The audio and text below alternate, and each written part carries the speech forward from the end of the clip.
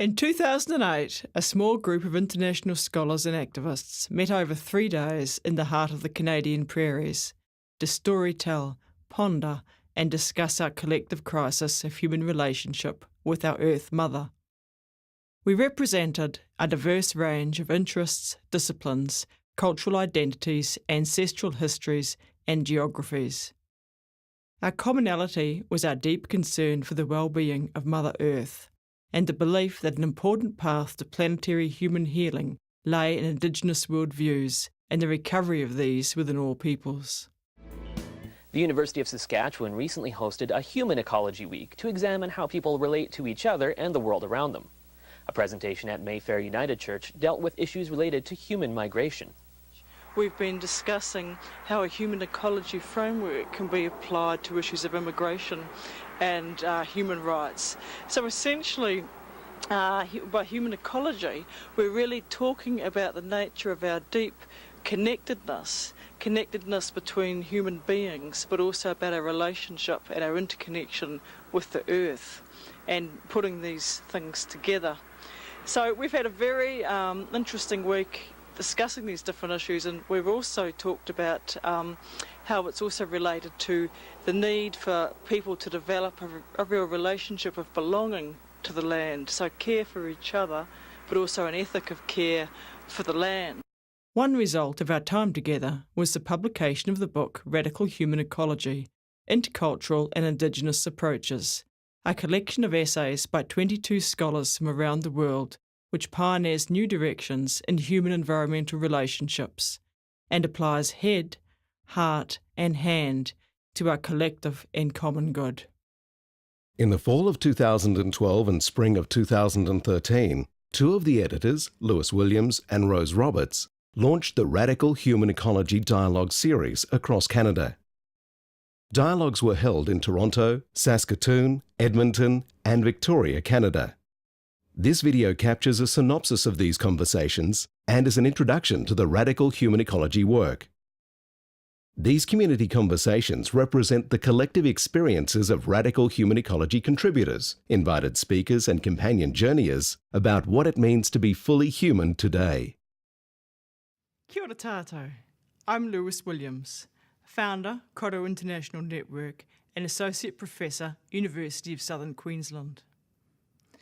The community conversations you're about to see are in many ways at the heart of what Radical Human Ecology is about. Refinding the interconnected spaces between ourselves as humans and in our relationships with the Earth community. The dialogues represent these processes of reconnecting in action. In a sense, they are about bringing the words in our book to life. Later on in this film, you will hear one of the participants say, "If we don't have our food, we have nothing." And that really is the bottom line. Western approaches alone to human progress and sustainability just haven't done it for us. We need to reconnect in a much deeper way, and we need other worldviews and cultural traditions to help us, particularly ones that have been pushed aside, such as Indigenous and other traditional worldviews. You will notice, for example, that we have included a clip of a toxicologist's learnings about water as a sacred being from her work with Indigenous communities in Saskatchewan, Canada. And we have also included a clip on the wisdom tradition of Sufism and its relevance to human environmental relationships from a psychologist from Pakistan who now lives in Saskatchewan. Both from very different cultural traditions, but each with the same fundamental message about the deep interconnectedness of life. We have organised the material so that it gradually works its way through the themes of head, heart and hand, from philosophical questions to matters of the heart and then to more practical issues of human action. As you watch, you might find it helpful to hold two questions in mind. What does it mean to you to live in harmony with all of life? And what does it mean to hold the complexity of these relationships? As you will begin to see, the work takes all cultures, generations, disciplines, and even species. Enjoy. Radical human ecology is about our true reality, who we are, how we are, and how it all is. Our universal relatedness, in other words. It's an opportunity for the reader to come to know just that, and I mean know in the deepest sense of its meaning. An opportunity to see and experience the world through new and fresh eyes. To engage head and heart, and ideally hands in some way, to bring those knowings out further into all our diverse communities and disciplines. I invite you and I welcome you to step in to this rich and generous counsel of wisdom. So the chapter I wrote is called The Place of Creation.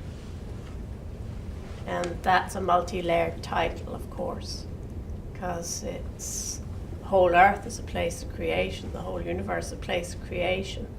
And as we do our work, that's a place of creation. And I think there's also places in us, usually the most vulnerable places in us, that are places of creation. And maybe that's why they're so dangerous sometimes to express, because they're deep and powerful and connected to all of the rest of creation. So those are places, when we speak from there, that are deep and dangerous and challenging to the powers that be. One of the conversations we've had before is really this work is about how to be a human being, which sounds really easy, and it's not. It's maybe simple, and I think in all of the 20 chapters, people are grappling with this in one way or another. How do we be human beings at this particular time?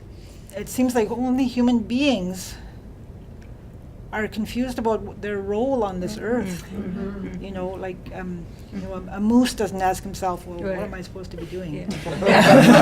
You know, and you know, they know their place. Everything else knows its place, and human beings constantly are questioning and doubting and changing their minds, and you know. But I really believe it's possible for us to be just human beings together. So my first chapter, what can I say?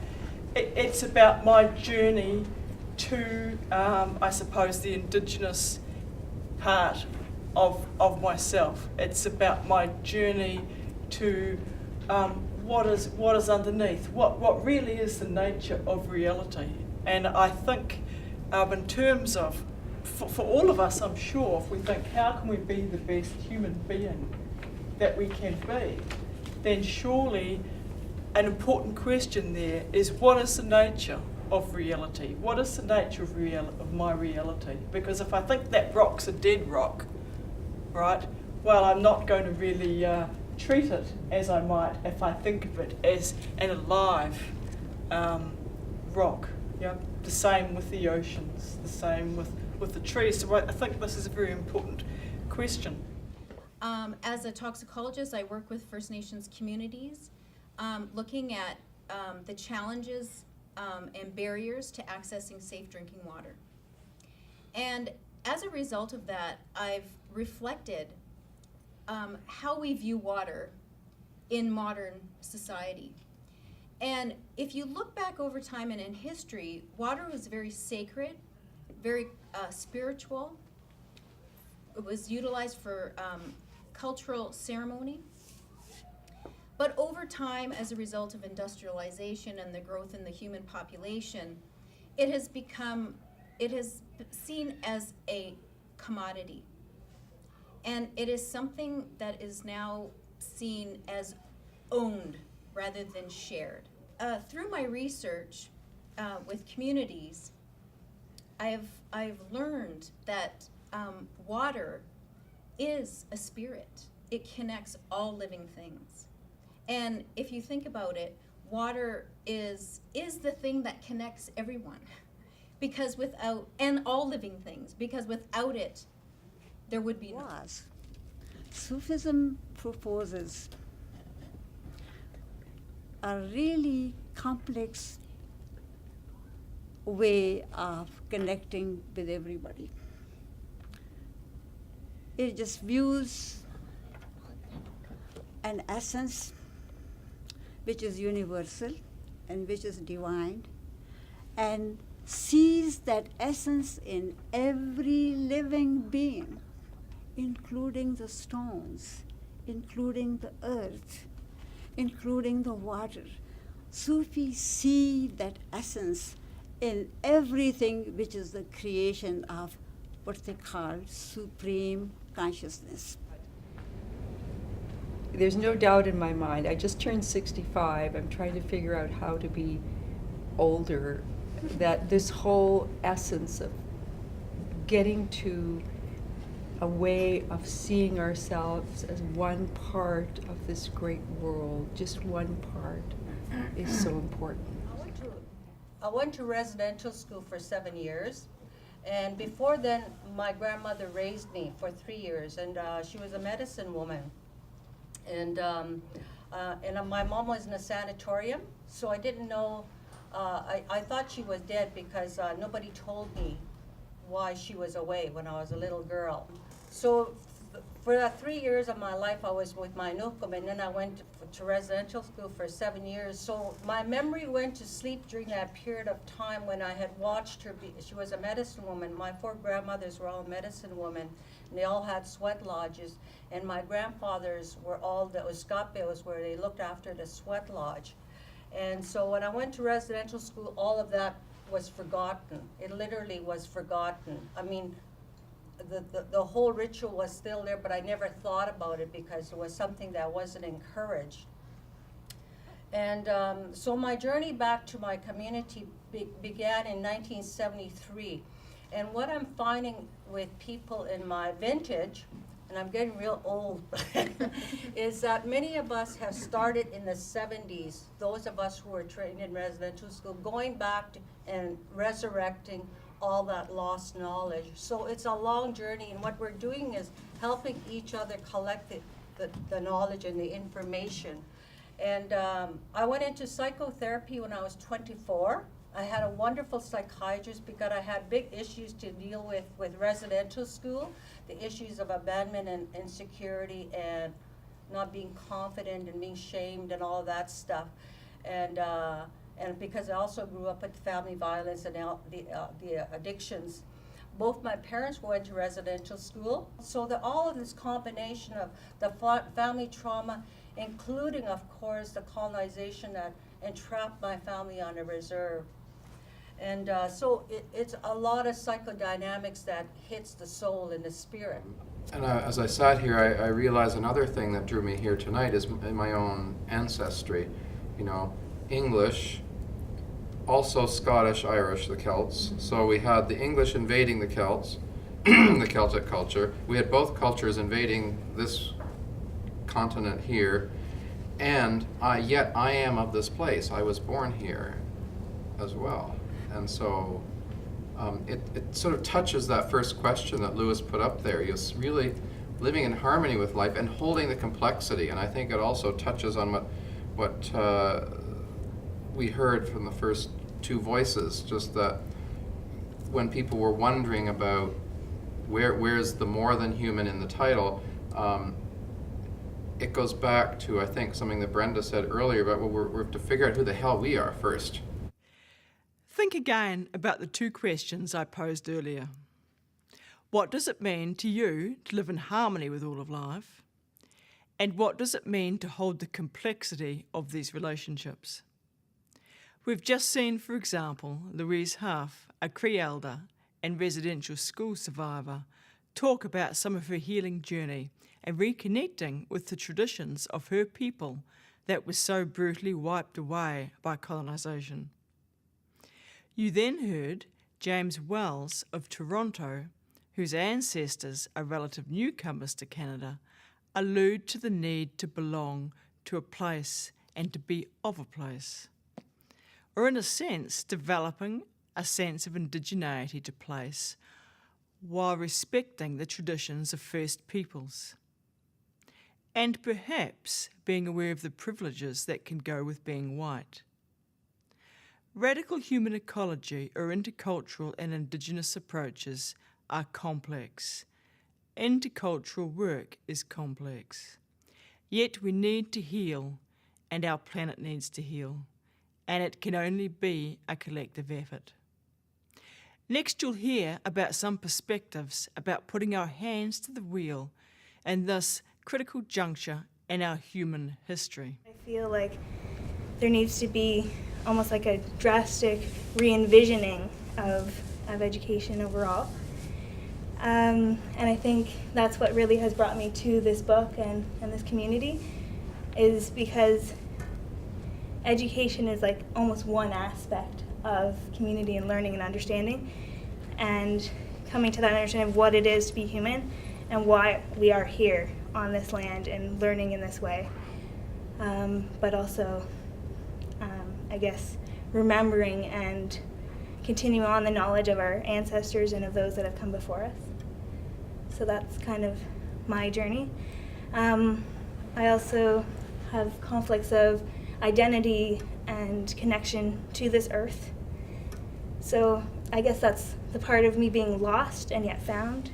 I guess important for me to discover my Indigenous knowledge. I recently found out I was Métis, and it's been kind of kept silent. Excuse me. And I think just bringing that knowledge forward was a huge moment for me. It was like something that was blocked in me for a long time just has opened up. And so I guess with Ema, I really connect on the idea of trauma and not knowing where I come from or where it started, and yet knowing there's somewhere I need to go. I was thinking radical human ecology, and our brothers and sisters have talked about how the radicalness is in the history. It's in the way that things were for centuries before we got here. And I was trying to rack my brain to think of an Aboriginal culture that would go onto a landscape and actually devastate it to start from nothing to say that that was progress. And I can't think of any. And I think it's time now for our Aboriginal brothers and sisters to take their responsibility, to show us how to be radical in the old ways and reconnecting with the earth, and us being receptive to learning. Let's face it, a lot of our grandparents, our great-grandparents came here to get away from something. So they wanted everything brand new. They didn't want to carry a lot of their history with them. And here we have a richness of how many different Aboriginal cultures here to pick from, and they all do the same thing in the same way, which is gathering what they need from the land and leaving the rest to prosper. And it was all the same message. If we don't have our food, we have nothing. If we can't live up here and survive with our own hands and our own will, we have nothing. What do we do if the barge or the ferry doesn't come in? We need to keep these lands and these waters as clean and as true to their original form as possible. She was here in the Indigenous worldview, in the ancient worldview, in the worldview that many of us are in, of this is how we think, right? And then way over here is trees are money, that's it. Or stock price, And then, but the bridge was so far that she couldn't even begin to walk across that conceptual bridge from where we are to where that other way of thinking is. And And I really believe that that's our challenge. That's our challenge, is that here we are in this worldview, and here are these incredibly powerful forces that are absolutely enslaved to this worldview, and there's a bridge between us. And if we stand on our side of the bridge and we yell as loud as we can, most of the time people are so far over and so buried that they can't even hear us. So we have to start going across the bridge to like get there, but we start to compromise. And then pretty soon we pretty soon we look back and we're so far away from our own place, our own home, you know? So what do we do then? What do we do? How do we accelerate the coming together, and how do we accelerate and advance this idea of connectedness? And I believe it's one of my practices and beliefs is that it's ceremony, that it's affecting people's spirit and waking their spirit up, as opposed to trying to make anybody right or make anybody wrong. You know, it'll be forever before we'll all be right and everybody else will all be wrong. It'll take us forever to get there. So it's about tickling and waking up that spirit through ceremony and ritual, or whatever strategies we can come up with. So that's my probably too long-winded thought, and I appreciate the chance to share a few words, and I look forward to the rest of our conversation, and thanks for listening. So it's about finding those interconnected spaces. How do we operate as human beings at all? And, you know, in the way that I pray, it's all my relations. You end off the prayer in all my relations. So we're all interconnected, not only as human beings, but also in the way that we live within the earth. And last night someone asked me, tell me in one sentence what radical human ecology is. And I just looked at him and I said, well, it's the way human beings interact with Mother Earth.